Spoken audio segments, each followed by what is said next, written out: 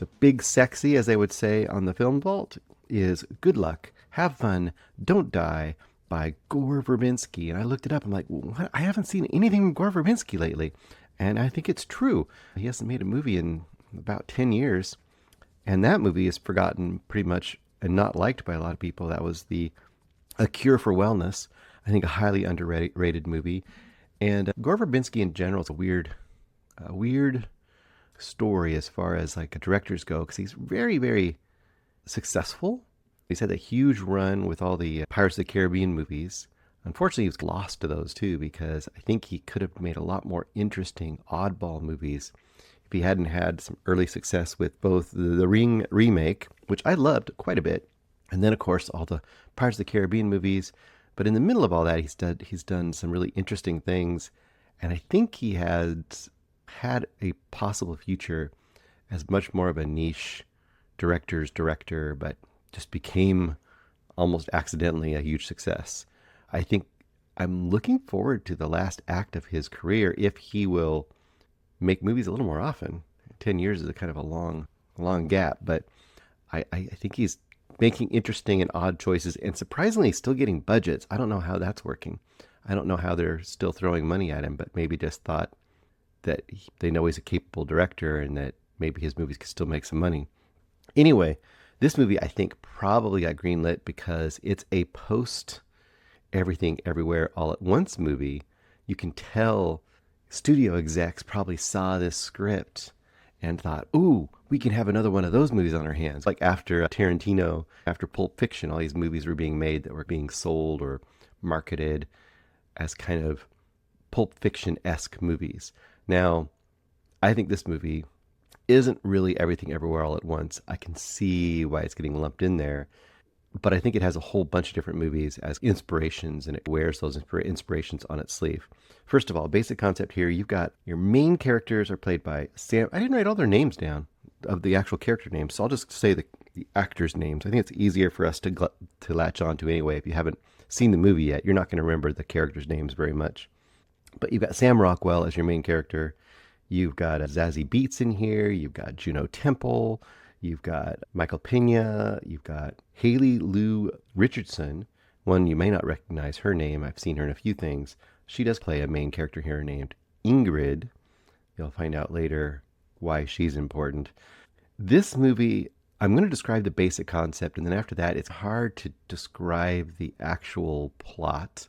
And that's good because discovering the weirdness of the plot is a big part of the fun.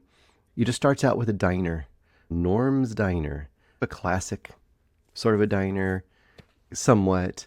And this dude just comes jumping in, bursting into the diner. Sam Rockwell's character, he looks like he might be unhoused. He's disheveled, bearded, his hair's all crazy.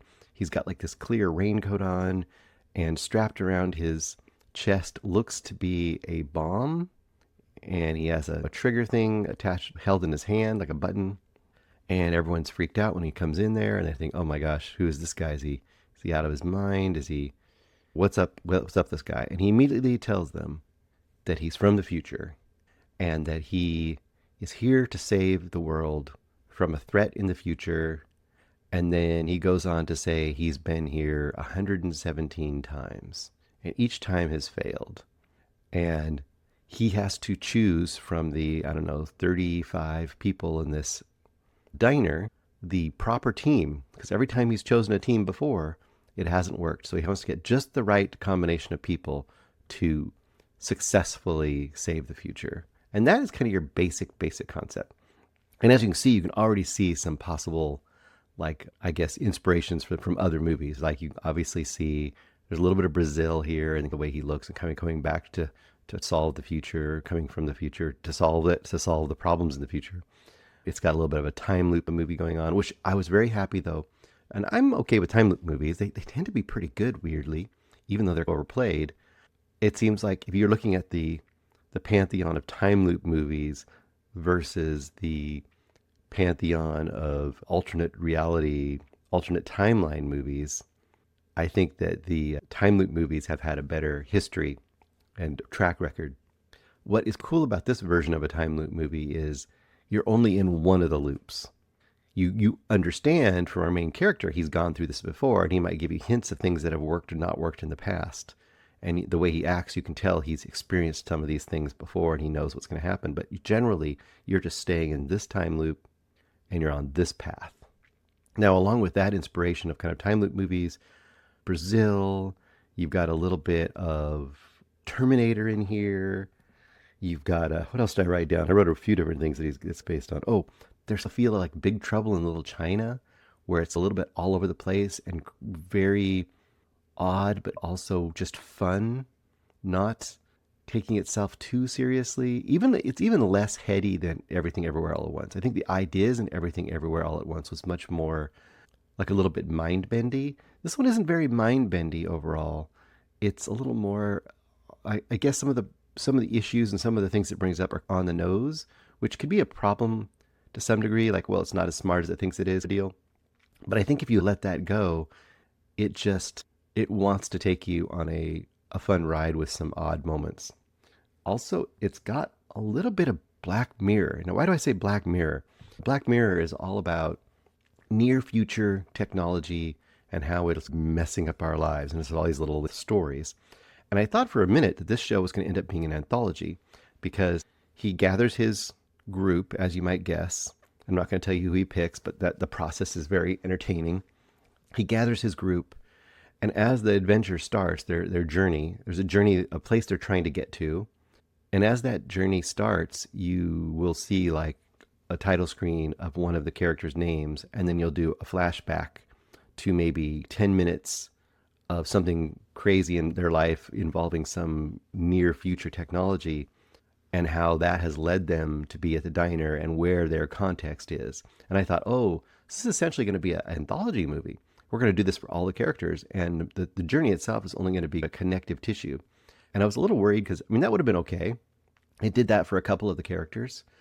But then I was surprised that it only did that a little bit. And then the main story really was still the journey and the adventure of the characters following our Sam Rockwell character on the journey that he mentioned, the way that we're going to try to save the world. So it's, like I said, it's a little all over the place in that sense, because you've got like these little mini stories. Now, I will say, the mini stories are definitely a satire on modern technological society, and some of that stuff is what I was talking about, where it feels really on the nose. Like one little subplot, and doesn't really mention anything, but something about how like cell phones are literally turning like teenagers into cell phone zombies. It's like, okay, I get it, whatever.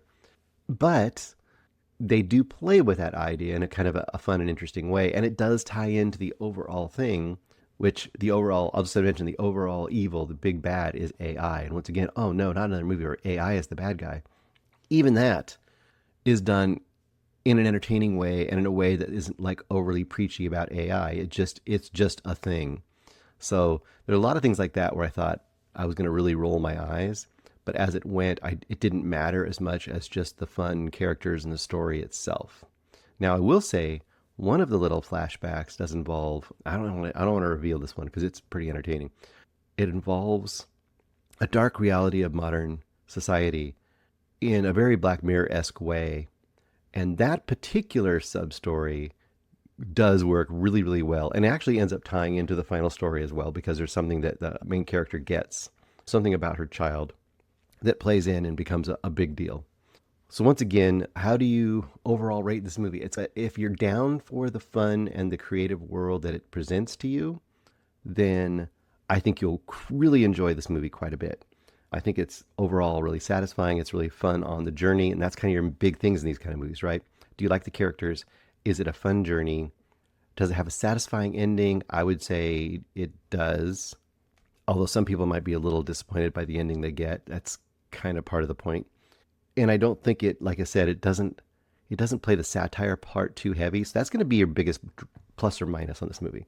If you go in thinking, I want some really hard, biting, cutting satire about modern society, I think you might think this is a little light version of that, and it might be a little disappointing to you. And I started out with my foot in that camp, but it won me over, and I just let that go and enjoyed the overall ride. For me, I'm going to get into a few spoilers here in a second, because like I said, a lot of this movie you can't really get into without spoiling some fun, weird things.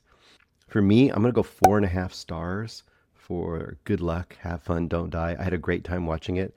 I think people who are in the mindset for this sort of movie anyway, who really like I said before, Hitchhiker's Guide. Oh, it even has a Toy Story homage, which I quite enjoyed and was unexpected. But if you like Brazil and Hitchhiker's Guide to the Galaxy and all that kind of stuff, almost old school fantasy sci-fi to some degree, I think you could quite enjoy this movie. Oh, what do you say, Miracle Mile? That's another one that might even have a little bit of Miracle Mile here. Love Miracle Mile.